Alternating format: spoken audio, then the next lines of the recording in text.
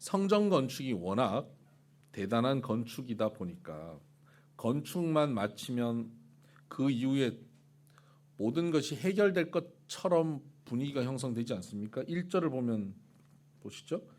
솔로몬이 여호와의 성전과 왕궁 건축하기를 마치며 자기가 이루기를 원하던 모든 것을 마친 때에, 자기가 이루기를 원하던 모든 것을 마쳤어요. 성전 건축도 마쳤고요. 모든 것을 마친 때에, 딱 이 정도 읽으면 그 뒤에는 이제 하나님께서 여기에 응답하실 때가 됐다, 이런 느낌 들지 않으세요? 그래서 2절 보니까 거기에 맞춰서 하나님께서 응답하십니다. 여호와께서 전에 기브온에서 나타나심 같이 다시 솔로몬에게 나타나사. 여기까지 읽으면요, 솔로몬이 이제 하나님께 성전을 건축에 봉헌해 드렸고 하나님은 또 그에게 나타나셔서 이제 말씀하신다. 그러면 그 말씀은 풍성한 응답이겠죠. 그렇게 기대됩니다.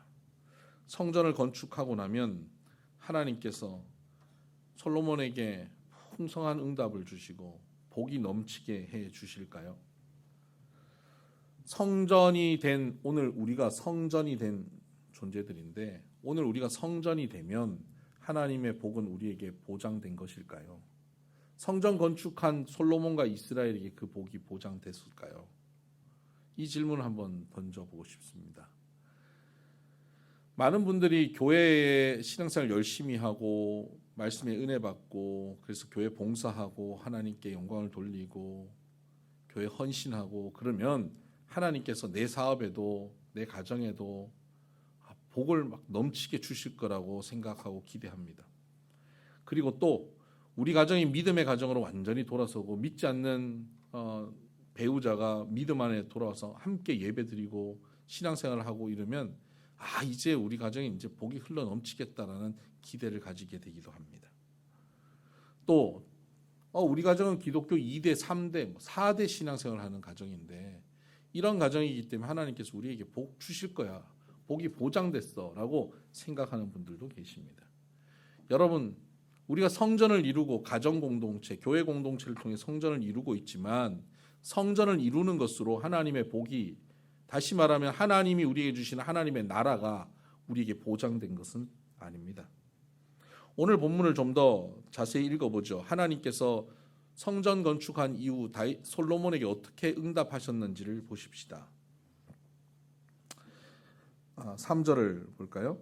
여호와께서 그에게 이르시되 내 기도와 내가 내 앞에 간구한 바를 내가 들었은즉 나는 내가 건축한 이 성전을 거룩하게 구별하여 내 이름을 영원히 그곳에 두며 내 눈길과 내 마음이 항상 거기에 있으리니. 야, 네가 성전을 이렇게 정성껏 지었구나. 참 아름답다, 훌륭하다, 거룩한 공간이구나. 참 경건한 분위기가 물씬 풍긴다. 여기는 내가 거할 만한 공간이구나. 고맙다, 세심하게 배려했구나. 장하다, 축복한다. 이런 분위기가 형성돼야 될 텐데 그렇지 않습니다. 네가 성전을 지었구나. 그런데 이 성전은 네가 거룩하게 하는 것이 아니라 내가 구별하여 거룩하게 하는 곳이다. 네가 거룩한 공간을 만들었다고 착각하지 말라는 것입니다.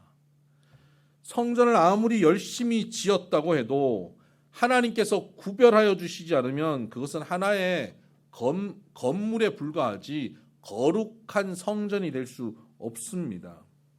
아무리 웅장해도 아무리 경건한 분위기를 물씬 풍기는 건물이라고 해도 하나님이 구별하지 않으면 거룩한 공간이 될 수 없죠.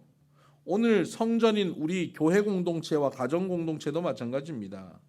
우리가 신앙적으로 경건한 모습을 갖추기 위해서 우리가 성경 통독도 하고 열심히 기도도 하고 말씀도 묵상하고 하지만 그런 교회 공동체를 우리가 모이고 그런 공동체 열심으로 우리가 모인다 하더라도 그 종교적 행위와 종교적 열심이 주님께서 구별해 주지 않으시면 그저 종교적 열심으로 끝나버린다는 거예요. 가정이 하나님 앞에 예배드리고 우리는 매일 가정 예배드려요 해도 하나님께서 그 가정을 구별해 주지 않고 거룩하게 세우지 않으면 그 가정은 성전될 수 없다는 것입니다. 오늘 우리 교회가 성전된 것, 우리 가정이 성전된 것, 내가 성전된 것은 나의 헌신과 노력이나 나의 경건함에 기초해서 거룩해진 성전이 아니고 하나님이 우리를 죄인된 연약한 초라한 쉽게 넘어지는 우리를 불러주셔서 은혜의 자리에 불러주셔서 그의 기이한 빛으로 우리를 불러주셔서 거룩한 백성 되게 하시고 거룩한 성전 되게 해 주셨다는 것입니다. 하나님의 부르심 속에서 우리는 성전된 것입니다. 그러니까 성전이 됐다. 내가 이렇게 교회 봉사를 했다. 내가 이렇게 가정을 이렇게 신앙으로 이끌었다. 내 이 헌신과 이 눈물의 기도 이것에 대한 하나님 보상이 있지 않겠습니까? 라는 그런 식의 생각을 가지시면 안 되는 겁니다. 하나님이 이것을 해주시고 하나님이 구별해 주시고 거룩하게 해주셨고 그 거룩한 공동체에 그 거룩한 사역에 내가 동참하게 된 것 이것이 은혜고 이것이 감사인 것입니다. 내 봉사한 것에 대한 보상을 받는 것이 아니라 이 거룩한 일에 봉사할 수 있는 기회를 주신 것에 대한 감사를 우리가 가져야 하는 것이죠. 이렇게 우리가 성전되었다는 것을 인식하고 있을 때 하나님께서는 그곳에 이름을 두신다 그랬습니다. 3절 중반 이하에 보면 거룩하게 구별하여 내 이름을 영원히 그곳에 두며 거룩하게 구별한 그 성전에 이름을 두신다는 겁니다. 하나님의 이름을 두신다는 건 뭘까요? 그것에서 일어나는 모든 일은 내가 책임진다. 여러분 그 쇼핑몰 같은 데 가면 화장실 가보면 그 책임자, 부책임자 이름 있잖아요. 이름 적혀 있어요. 여기서 일어나는 일은 그분이 책임지는 거예요. 성전에 이름을 두신다. 우리 교회에 여호와 하나님이 이름을 두셨어요. 여러분 가정에 여호와 하나님이 이름을 두십니다. 그러면 그 공동체에 일어나는 모든 일들은 누가 책임지십니까? 하나님이 책임지십니다. 그런데 그 책임을 내가 져야 할 것 같이 여기고 내가 안 하면 아무것도 안 될 것 같이 여기고 큰일 날 것 같아서 머리 싸매고 그것 가지고 고민하고 그렇게 잠도 못 자고 시간을 보내는 사람들 있지 않습니까? 하나님이 이름을 두셨다는 걸 믿지 못하는 것이죠. 아니면 어쩌면 이름을 안 두셨거나 성전이 아니거나 말이죠. 여러분 우리가 아무 일도 하지 말자는 것이 아니 여호와 하나님이 이름을 두셨기 때문에 우리는 우리가 할 수 있는 범주 안에서 기쁘고 즐겁게 최선을 다하면 되는 거예요. 최선을 다하고 나서도 이루어지지 않는 일에 대해서 우리가 불안해하거나 염려할 필요 없어요. 하나님께서 가장 베스트로 인도하신다는 사실을 믿으셔야 합니다. 그 하나님께서 가장 좋은 길로 우리를 책임지실 것입니다. 믿으십니까? 이 사실을 믿는 것, 이것이 성전된 우리들의 모습입니다. 성전을 완성한 것이 중요한 것이 아니라 성전 이후의 삶이 어떠냐가 굉장히 중요한 것이죠. 그리고 하나님께서는 그 성전에 하나님의 눈길과 마음을 항상 거기에 있게 하시겠다 그랬습니다. 성전은 주님의 눈길과 마음이 있는 곳입니다. 그래서 여러분 우리 교회 공동체, 여러분 가정 공동체, 여러분 부부 공동체, 우리의 신앙 공동체는 하나님의 눈길과 마음이 머무는 곳입니다. 그곳에 하나님께서 우리를 바라보고 계십니다. 지켜보고 계십니다. 그래서 하나님께서 우리를 바라보시며 우리를 도우시고 우리에게 필요한 것들을 공급하시기도 하고 때로는 우리를 평가하시기도 합니다. 하나님의 이 눈길과 마음이 이 성전으로부터 떠날 수도 있을까요? 하나님의 이름을 여기 영원히 두신다 그랬는데 이름이 지워질 수도 있을까요? 네, 가능합니다. 6절을 보시죠.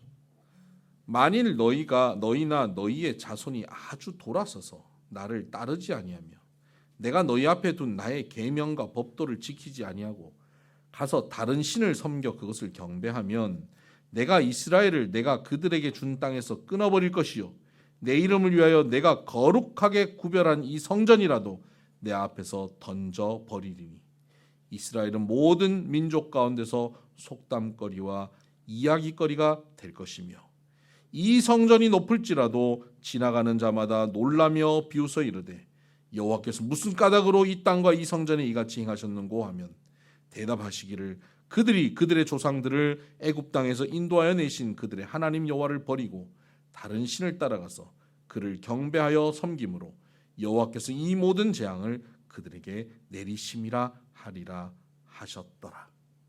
여러분,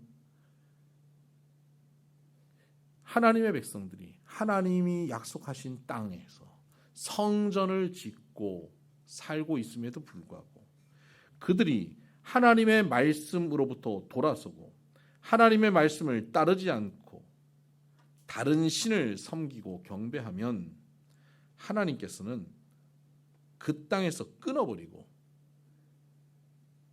던져버리겠다. 그 성전을 던져버리겠다고 말씀하고 계십니다. 그 속담거리가 되겠다. 가십거리가 되게 하겠다는 거예요. 오늘 신약 시대는 좀 다르지 않겠습니까? 신약 시대인 성전인 우리에게는 좀 다르게 말씀하셔야 되잖아요. 그죠?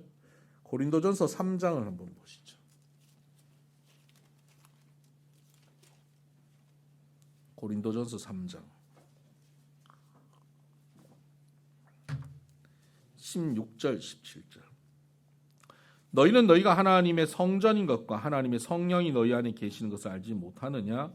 누구든지 하나님의 성전을 더럽히면 하나님이 그 사람을 멸하시리라.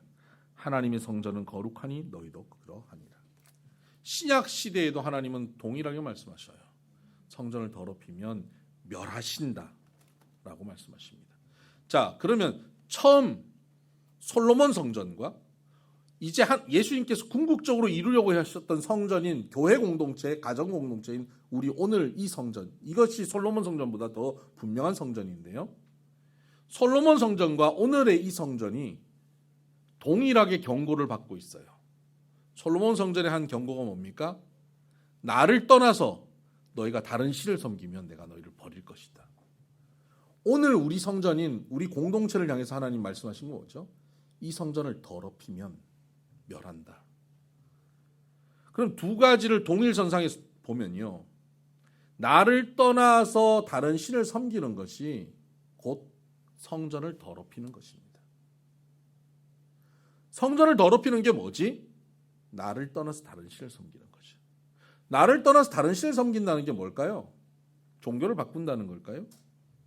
근데 그런 의미이기도 하죠. 근데 더 그 궁극적인 마음을 찾아가 보면 왜 떠날까요? 하나님을 믿고 따르는 게 답답하기 때문에 떠나는 거예요. 세상의 종교는 되게 화려해요. 화끈해요. 눈에 신이 보여요. 우상을 만들어 놨어요. 그들의 그 종교적 절차가 너무나 분명해요. 그것을 하면 복을 준대요. 그걸 하면 하늘에서 비가 온다는 거예요. 그걸 하면 출산을 한다는 거예요. 근데 기독교 신앙은 어떻습니까?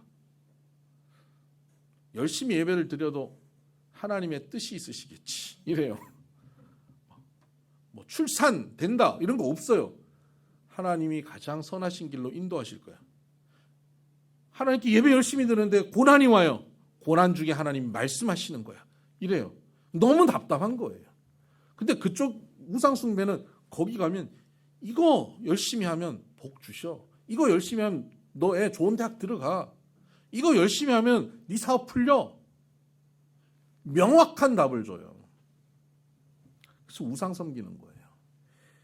지성이면 감천이다라고 하는 우리의 타락한 종교성을 따라가는 거예요. 여러분, 지성이면 감천이다가 얼마나 우리의 타락한 종교성을 표현한 말인지 몰라요. 지성이 거룩한 게 아니에요. 우리 지성으로 드리는 게 거룩한 게 아니에요. 하나님이 구별하여 주셔야 거룩한 거예요. 우리는 지성을 거룩하다고 생각해요. 그래서 교회에서도 열심히 하는 것이 거룩한 모습이라고 생각해요. 아니요. 하나님이 구별해 주셔야 돼요. 내가 아무리 열심히 해도 내 열심으로 하면 그건 거룩한 거 아니에요. 하나님이 구별해 주시는 삶이어야죠. 그래서 우상을 섬기는 태도가 왜 그런 섬김이 생기느냐? 왜 하나님으로부터 돌아서느냐? 자기 욕심을 채우기 위해서 돌아서는 것이에요. 왜 우상에게 지성해서 감천을 얻으려고 하느냐? 자기 욕심을 지성으로 빌어서 채우려고 하는 거예요. 궁극적으로 그 신을 섬기는 것이 아니라, 그 우상을 높이는 것이 아니라 자기 욕심을 채우기 위함이에요. 결국에 가장 최정점에는 누가 있냐면 내 자신, 나 자신이 그 최정점에 있는 것이 우상 섬김이에요. 하나님을 떠나 다른 신을 섬긴다고 하는 그 자세는 뭐냐면, 하나님의 말씀을 따르기보다 내 욕심, 내 감정, 내 기분, 내 뜻을 따라 살겠습니다라고 하는 표현인 것입니다. 그래서 성전을 더럽히는 사람은 어떤 사람이냐? 내 뜻, 내 감정, 내 기분, 내 생각대로 살겠다고 하는 사람이 성전을 더럽히는 사람이에요. 오늘 이 시대의 성전은 건물이 아니고 관계예요. 신앙 공동체의 관계, 교회, 가정 관계예요. 부부 관계, 성도들의 관계 속에서 내 생각, 내 감정, 내 기분, 내 뜻대로 말하고 행동하고 주장하고 살겠다고 하는 것, 이것이 성전을 더럽히는 것이고, 이러한 사람을 하나님은 멸하신다고 말씀하셨어요. 던져버리고 세상의 가십거리가 되게 하겠다는 거예요. 야, 저게 교회 다니는 사람이야? 야, 교회 다니는 사람이 뭐 저 모양이야? 라고 가십거리가 되게 하겠다고 말씀하셨습니다. 오늘 이 시대의 교회가 이런 때가 아닌가 싶어요. 사람들이 우리를, 교회를 가십거리로 만들었어요. 왜 그렇습니까? 우리가 성전되었음에도 불구하고 성전된 우리들이 더럽혔기 때문에 그렇습니다. 하나님을 섬기지 않고 다른 신을 섬기고 있어요. 나 자신 말이에요. 나의 욕심, 나의 기분, 나의 감정, 내 주장, 나의 옳음, 나의 자존심이 하나님보다 높이 있기 때문에 그렇습니다. 그래서 우리는 세상의 가십거리가 되고 말았습니다. 여러분, 하나님의 이름이 우리의 가정 위에 있기를 원하시지 않습니까? 하나님의 이름이 우리 비선교회 위에 있기를 원하시지 않습니까? 그렇다면 우리는 어떤 길로 걸어가야 할까요? 영원토록 그 이름이 우리 가운데 머물고, 그래서 하나님이 우리를 책임져 주시는 하나님의 나라가 되는 길, 그 길이 오늘 본문에 나와 있습니다. 4절 이하입니다. 내가 만일 내 아버지 다윗이 행함같이 마음을 온전히 하고 바르게 하여 내 앞에서 행하며 내가 내게 명령한 대로 온갖 일에 순종하여 내 법도와 율례를 지키면 내가 내 아버지 다윗에게 말하기를 이스라엘의 왕위에 오를 사람이 내게서 끊어지지 아니하리라 한 대로 내 이스라엘의 왕위를 영원히 견고하게 하려니와.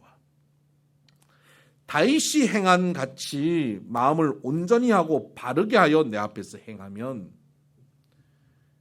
영원토록 하나님 나라가 이곳에 이루어지겠다고 말씀하신 것입니다. 다윗의 온전한 길, 그게 뭡니까? 이제 열왕기 상하를 쭉 읽어가면 다윗이 행한 온전한 길, 다윗의 길, 이런 용어들이 계속 반복돼서 나옵니다.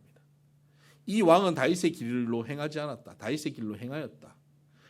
그렇게 하나님이 평가하세요. 다윗의 길이 기준점이 됩니다. 다윗의 길로 행할 때 성전을 짓고 나서 성전 안에서 하나님을 섬기는 백성들이 하나님 나라로 살 수 있어요. 그렇다면 이 다윗의 온전한 길이 뭘까요? 그의 바른 길이 무엇일까요? 여기서 온전하다고 하는 것은 조금의 실수도 없다는 뜻이 아닙니다.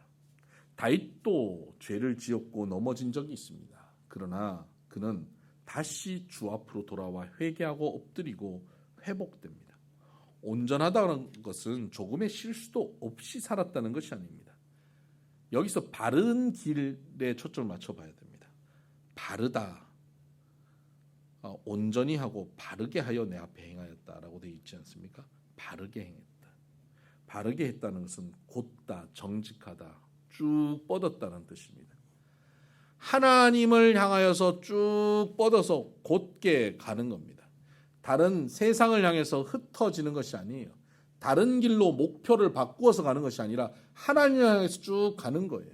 하나님을 향해서 쭉 가다가 다른 길로 한눈 판 게 아니라 하나님을 향해서 가다가 혹 실수로 넘어지고 옆길로 빠질 때가 우리에게 있을 수 있어요. 그러면 마치 내비게이션이 바른 길로 가려고 내비게이션 따라가려고 하는데 전방 100m 앞에서 우회전이라고 그랬는데 50m 앞에서 우회전을 해버려가지고 다른 길로 가면 어떻게 됩니까? 새로운 목적지를 설정하는 것이 아니라 그 자리에서 원래 목적지를 설정해서 정확하게 갈 수 있는 길을 다시 우리에게 알려주죠. 이 내비게이션처럼 우리의 마음이 혹 실수해서 넘어졌다 할지라도 그곳에서 다시 하나님을 향하여서 바른 길을 찾아 그 길을 향하여 초점을 맞추고 걸어가는 사람, 이 사람이 온전한 사람인 것입니다.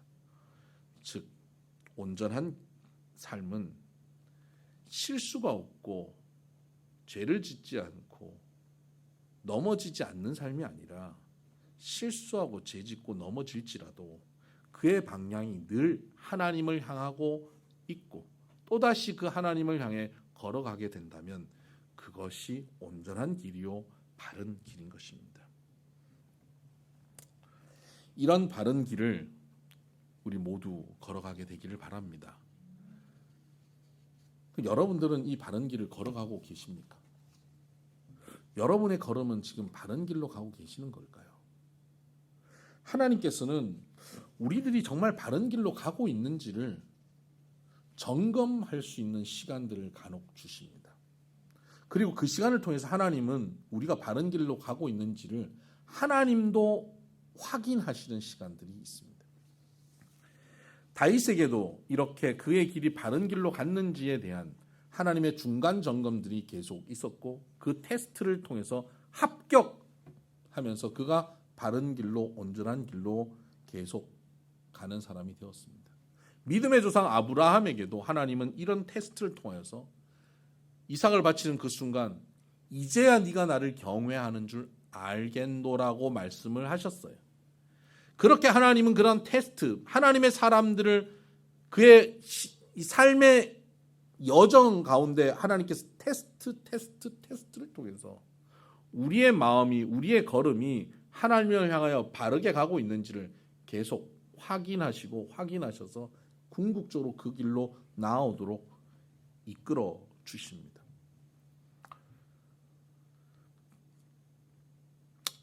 이 아브라함에게도 다윗에게도 이렇게 하나님께서 그의 길을 테스트하시고 확인하셨다면 오늘 성전된 우리에게도 마찬가지 아니시겠습니까? 우리의 걸음이 과연 바른 걸음으로 오고 있는지를 테스트하십니다. 그때 우리가 어떤 반응을 보여야겠습니까? 합격이라고 말씀을 들을 수 있는 반응을 보여야 합니다. 다 그렇게 합격되시기를 바랍니다.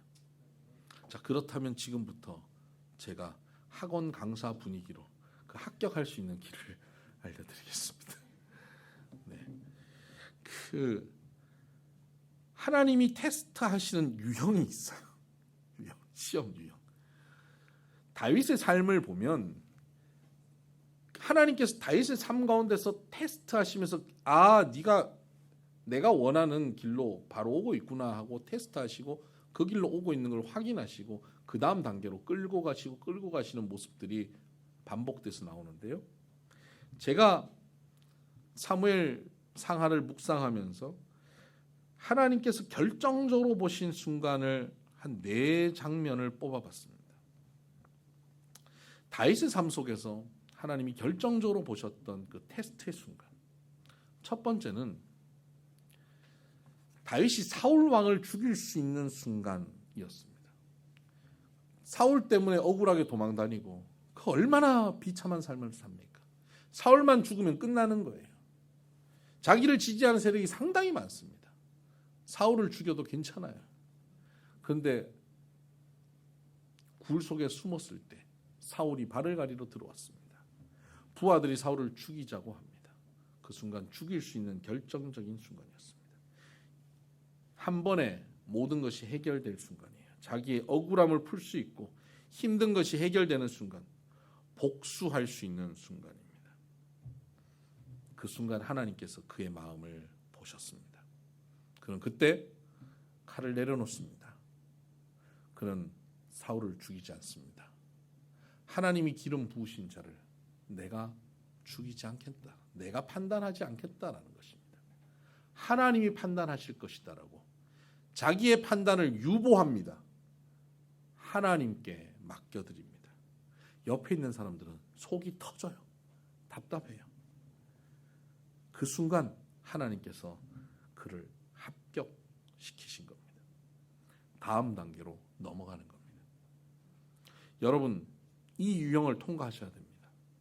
여러분 마음속에 복수하고 싶은 마음이 생길 때, 뭐 칼을 휘두르고 뭐 이런 정도의 복수가 아니어도 돼요.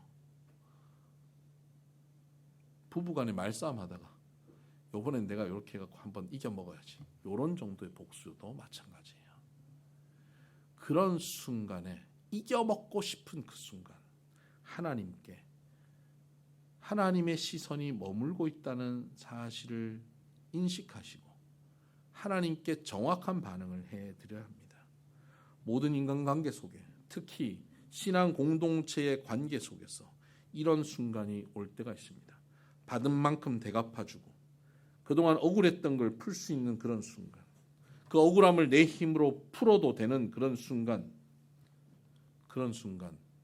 여러분 이때가 통과할 수 있는 시간이라는 것을 기억하시길 바랍니다. 그 순간 여러분의 칼자루를 내려놓으셔야 합니다. 반드시 기억하셔야 합니다. 삶 속에서 그런 순간에 지금 제가 저를 통해서 전해주신 하나님의 음성을 들으셔야 합니다. 칼자루를 내려놔라. 하나님이 판단하실 것이다. 하나님이 너의 억울함을 풀어주실 것이다. 내려놓으시기를 바랍니다. 두 번째 순간이 있습니다. 흥분하고 화가 나서 날뛸 때입니다. 여러분 최근에 어떻게 흥분하고 화나서 날뛰어 보셨나요? 다윗이 나발이라고 하는 사람을 많이 도와줬습니다. 양치는데 많은 도움을 줬습니다. 그런데 나중에 양털 깎는 잔치를 하는데 부하들을 보내서 밥 좀 달라 그랬더니 2세 아들이 누구냐고 다윗을 무시합니다. 거지라고 무시합니다. 그 얘기를 건네 들었던 다윗이 은혜도 모르고 배은망덕한 이 나발을 죽여버리겠다고 흥분합니다. 평소 같지 않죠. 다윗의 평소 같은 성정이 아니에요. 근데 사람은 누구나 다 이렇습니다. 내가 그때 미쳤나 봐. 내가 제정신이 아니었나 봐. 다윗도 지금 제정신이 아닌 것 같죠. 아니요, 이게 제정신이에요. 여러분 그때 미쳤나 봐. 그게 내 정신인 걸 기억하셔야 돼요. 내 수준이 그 수준이에요. 딱 그 수준. 미치고 날뛰고 화나서 소리 지르는 그 수준이 딱 내 수준이에요. 근데 하나님의 은혜가 임하고 하나님께서 우리를 이끌어 주셔서 그것을 잠재우고 살 뿐이에요. 다윗은 지금 자기 스승 사무엘이 죽고 난 후에 마음이 많이 우울해지고 침체돼 있던 상태예요. 그런 상태에 이런 무시를 당하고 배은망덕한 사람을 만나니 자기 마음이 통제가 안 된 겁니다. 여러분 그 순간 마음이 통제가 되지 않고 그래서 소리 지르고 내가 이 인간을 내가 오늘 죽이지 않으면 하나님께서 나를 벌하실 거라 내가 하나님 앞에 맹세한다고 그렇게 소리 지르고 가는 그 순간 이때 하나님께서 그를 지켜보십니다. 그때 하나님은 아비가일이라고 하는 여인을 통해서 그의 앞길을 막고 하나님의 말씀을 전해 주십니다. 그 말씀을 듣고는 그가 어떡합니까? 내가 잘못했구나. 그리고 그 자리에서 돌아섭니다. 옆에 부하들이 있어요. 큰 소리 치고 내가 반드시 죽일 거라고 하던 그걸 봤던 부하들이 있어요. 근데 그 앞에 갑자기 한 여인이 와서 말씀을 전했는데 그 얘기 듣고는 꼬리를 싹 내리고 말이죠. 내가 잘못했구나. 돌아가자 하고 힘없이 돌아가는 모습 보면 얼마나 그 부하들 앞에 자존심이 상하겠어요.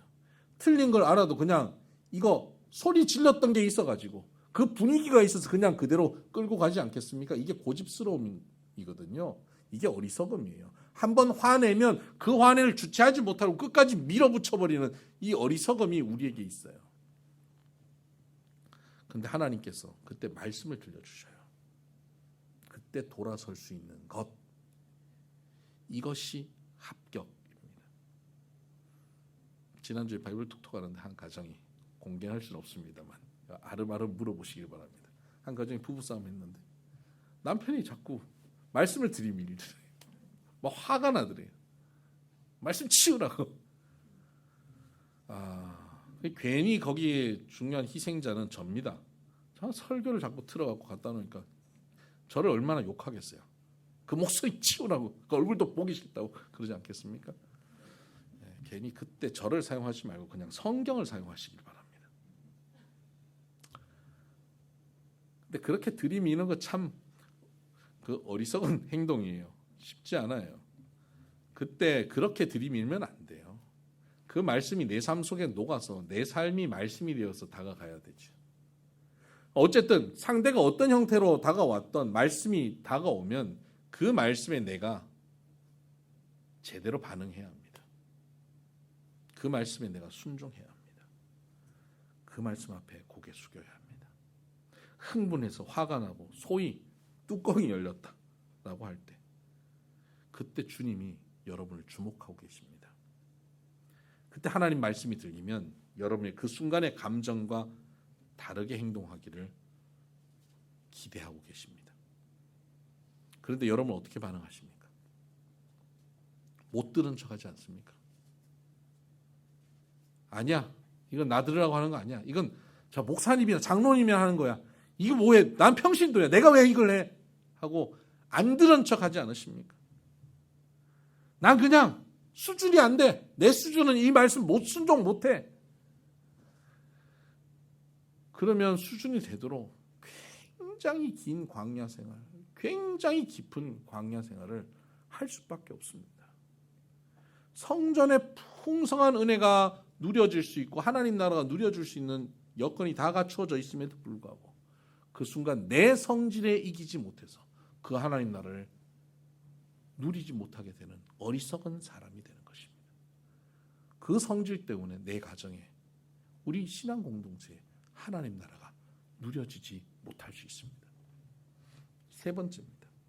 세 번째 다윗의 삶의 결정적인 순간은 시글락 성에서 자기 부하들이 가족들 다 아말렉 사람들에게 붙잡혀가고 성이 불탄 것을 나중에 보고는 울고 울다가 돌을 들어서 이게 다 다윗 당신 때문이야라고 다윗을 돌로 치려고 하는 그 순간입니다. 다윗은 지난 10여 년 세월 하나님이 이렇게 참고 견디고 순종하면 하나님께서 약속하신 대로 이루실 거라고 기대하고 살아왔습니다. 근데 그 약속이 지금 이 순간 물거품이 되는 것 같은 순간입니다. 이들과 함께 하나님 나라를 세워갈 거라고 그렇게 단단히 약속하고 함께 걸어왔던 사람들이 바로 등을 돌려버렸어요. 그리고 모든 책임을 다윗에게 전가시켜요. 돌로 치려고 해요. 여러분 같으면 이때 어떻게 하시겠습니까? 하나님을 그토록 기대하고 기다려왔는데 이제 끝난 것 같잖아요. 낙심되고 좌절되지 않겠습니까? 야, 이제는 더 이상 길이 없구나. 정말 믿었던 너희들조차 나를 배신하니 이제는 길이 없구나. 낙심되면 사람들은 어떤 표현을 합니까? 될 대로 되라. 나도 모르겠다 하고 좌절해버립니다. 희망을 놔버립니다. 그래서 다 끝내버리겠다고 막 살아버립니다. 그리고 그들과 함께 같이 멱살 붙잡고 같이 싸우다가 같이 망했을 수도 있습니다. 다윗의 삶이 지금 누가 봐도 좌절할 만한 상황, 누가 봐도 낙심해도 될 만한 상황, 딱 그런 상황이 그때 하나님의 시선이 다윗에게 머물고 있어요. 어떻게 반응하나 보십니다. 이때 다윗은 하나님 앞에 엎드립니다. 그리고 하나님의 뜻이 무엇인지를 구합니다. 그리고 하나님의 말씀을 듣고 그 자리에서 일어나서 그 말씀대로 행합니다. 그리고 그 이후에 자신을 배신했던 사람들을 판단하지 않습니다. 그들을 다시 품어줍니다. 위급하고 다급한 순간, 숨 막힐 정도로 힘들고 정신을 못 차릴 만한 순간, 믿었던 사람에게 배신당하고 낙담되고 좌절되는 그런 순간이 여러분 있으셨습니까? 한 10년 열심히 노력했는데 내가 그동안 헛수고한 거야. 라고 느껴지신 적이 있으십니까? 자녀들을 열심히 키웠는데 자녀가 나를 낙담시키는 순간 내 인생이 이게 뭐야? 라고 느껴지신 순간이 있으십니까? 그런 순간 여러분은 뭘 하십니까? 좌절하고 낙담될 때 여러분 주님을 찾으십니까? 아니면 그때 소주, 맥주, 양주를 찾으십니까? 여러분은 그때 주님 앞에 나가서 무릎 꿇습니까? 그때 주님 앞에 나가서 말씀을 펴니까? 주님, 이곳에서 내가 어떻게 해야 합니까? 주님은 죽음의 자리에서도 생명을 주시는 분 아니십니까? 다 끝난 것 같은 자리에도 하나님은 희망을 주시는 분 아니십니까? 하나님의 말씀은 무엇입니까? 라고 말씀을 펴고 그 하나님의 말씀에 귀 기울여 보셨습니까? 그런 순간에 여러분의 발길이 어디로 향하는지 주님께서 주목하여 보십니다. 네 번째 순간입니다. 다윗이 나중에 아들 압살롬이 쿠데타를 일으켜서 도망을 치게 됩니다. 제대로 옷도 갖춰 입지 못하고 도망을 치는 과정 속에서 요단강 나루턱에서 배를 타고 건너가려고 하는데 건너가고 있는데 시므이라는 사람이 와서 돌을 던지면서 욕을 해댑니다. 이 비루한 자여 가거라. 성경이라서 좀 잘 표현해서 포장해서 써놨을 겁니다. 우리가 상상할 모든 욕을 다 동원해가지고 다윗에게 쏟아놨을 것입니다.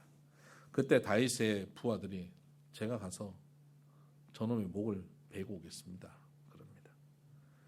여러분, 안 그래도 지금 쿠데타 일어나서 도망치고 그 아들이 그렇게 이렇게 해서 얼마나 힘듭니까? 화가 나고 억울하고 누가 조금만 건드려도 화풀이할 대상을 만나게 되는 그런 순간 아닙니까? 너 잘 만났다 그러고 화풀이할 수 있는 그런 순간. 그리고 화풀이를 할 만한 힘도 있고요. 정당성도 보장되어 있는 그런 순간. 갑질할 만한 힘이 있는 그런 순간에 다윗이 위치하고 있고 서 있습니다. 결정할 수 있습니다. 그때 다윗이 그 부하들에게 뭐라고 얘기하냐면 여호와께서 그에게 나를 저주하라고 하심이니까 우리가 시므에게 가서 너 왜 그런 말 그런 욕을 하냐고 따질 수가 있겠느냐. 이런 말을 합니다. 내 아들도 쿠데타를 일으키는 판에 베냐민 사람이 저렇게 하는 거 당연한 거 아니냐. 하나님께서 명하신 거니까 그냥 저주하게 내버려 둬라. 혹시 하나님께서 이것을 보고 나의 원통함을 풀어주실 수 있지 않을까? 저 저주 때문에 나를 선으로 갚아주실 수도 있지 않을까? 나는 그걸 기대한다. 옆에서 그걸 듣는 사람들이 얼마나 속이 터졌을까요? 하나님께서는 억울하고 화풀이할 만한 악인이 나타난 그 순간에 화풀이하지 않고 오히려 하나님의 뜻을 구하고 있고 하나님의 뜻이 이렇지 않을까라고 기대하고 있는 하나님께 언제나 초점을 맞추고 그 길을 향하여 직진하고 바른 길로 가고 있는 이 다윗을 온전한 길을 걸었다고 인정해 주신 것입니다. 여러분은 어떠십니까? 복수할 절호의 기회가 왔을 때, 이겨 먹을 수 있는 절호의 기회가 왔을 때, 한마디 해서 꼭 이 억울함을 풀고 싶을 때, 내 성질을 못 이겨서 흥분하고 날뛸 때, 좌절하고 낙심되었을 때, 안 그래도 기분 나쁜데 괜히 옆에서 건드려가지고 화풀이하고 싶은 그 순간, 그런 때 여러분 어떡하십니까? 안 그래도 남편 때문에 화나는데 집에 남편이랑 꼭 아빠랑 똑같이 닮은 놈이 똑같은 짓을 하고 있을 때 여러분 어떡하십니까?